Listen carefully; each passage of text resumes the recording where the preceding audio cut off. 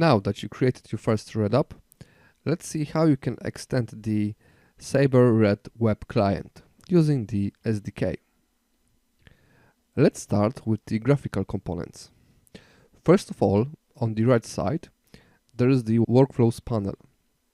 Each of those green buttons, it is an additional functionality added by the Red app that after submission will either pop up, let's say, React modal that you can customize according to your needs,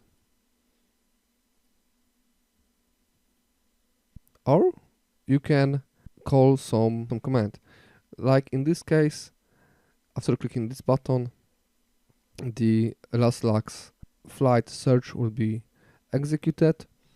This white area in here, this is so-called nudge.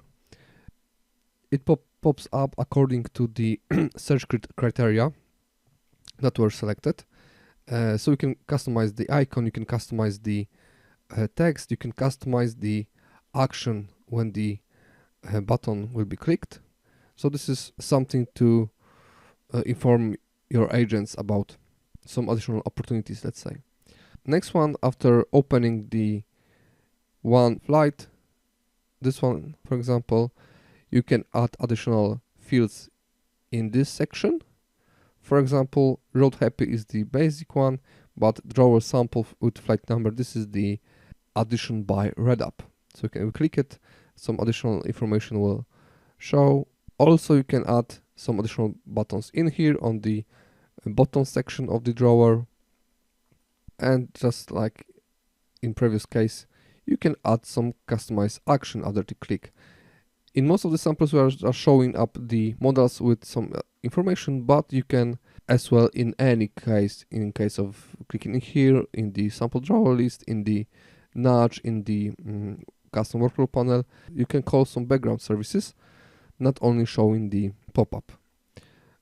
For example, clicking in show banners, it's showing some information in the work area.